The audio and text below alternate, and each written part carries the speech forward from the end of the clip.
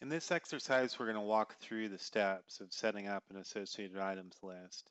And these steps are really very much the same for an associated documents list as well.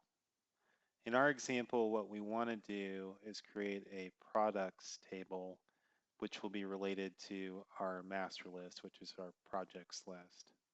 So what we want to allow is for a user to add related products to this project's definition. So we're going to add a field in here later.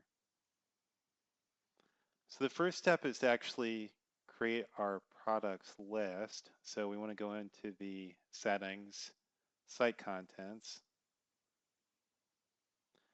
and we're going to create a new custom list. Click the Add an App button and select Custom List.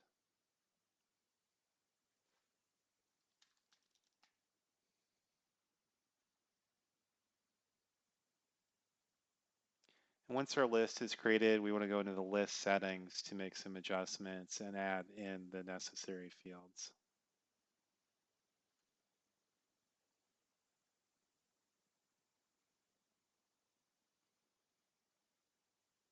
So going into the products list settings, we want to go to the advanced settings.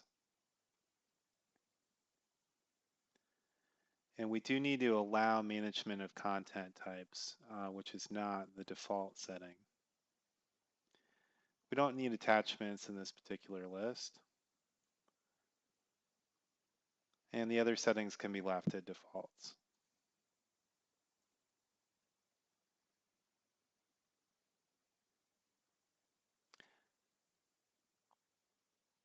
Now that we've changed that setting, we're going to remove the default item content type so that we can use our own Infowise content type. So what I want to do is click on that item content type, and we can go ahead and delete that.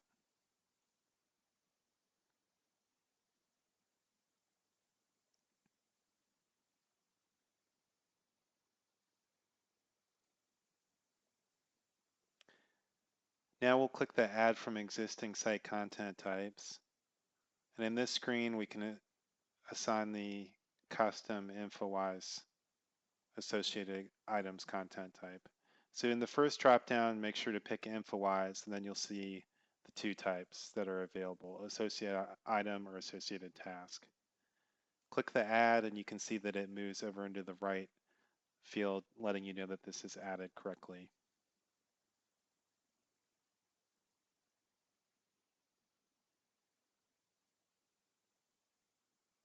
At this point, we need some fields to make our list contain the information that we need.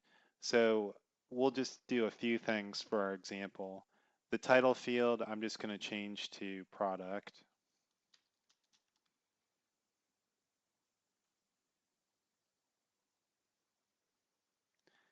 And we'll add a couple properties to it. We'll create a column called price. Make that a currency field.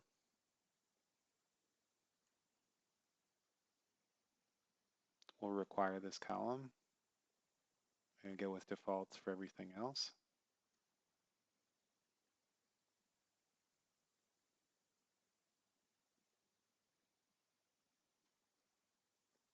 And we'll add a description field.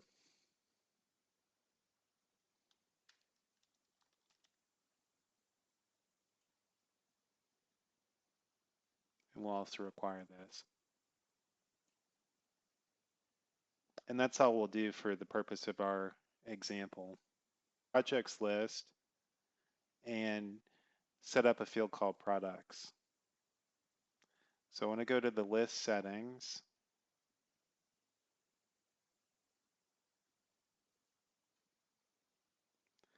And what we'll want to do is create a new field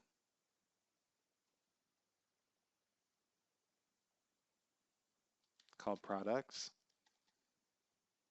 By the way, it doesn't have to be named exactly the same as your list, but normally that is the most intuitive setting. So what we want is an Infowise associated items field. Note that there also is an Infowise associated items summary, and we'll show how that would come into play in a later example.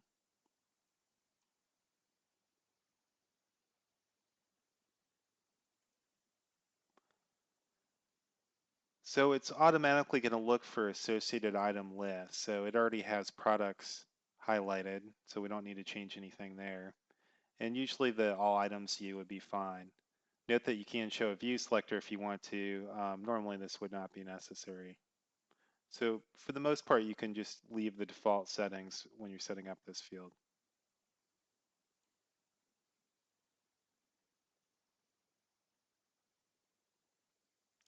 Now that I've created that field, I need to go ahead and show that in my definition tab. So that's the next thing that I'm going to do.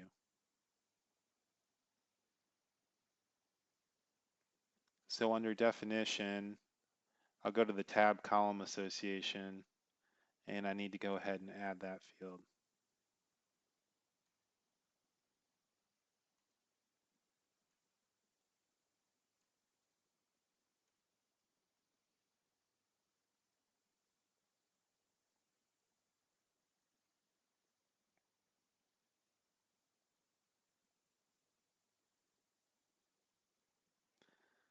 So now when I go to the projects view, I can go to an individual record and I'll be able to have a many-to-one relationship.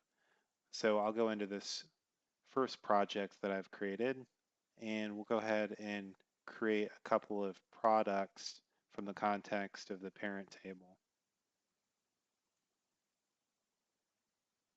Here's our new associated items field. If I click on new entry, it'll open a frame with the form to fill out information about the product.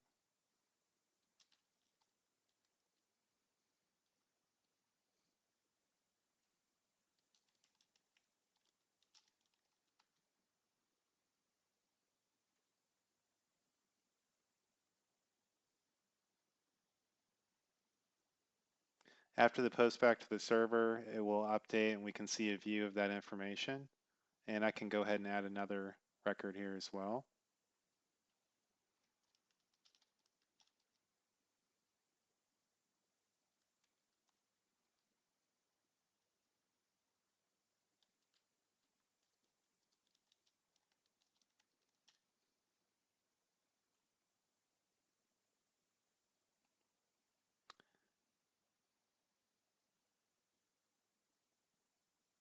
And that's it. So you can see how I have a associated table to my parent table, and we can do this multiple times.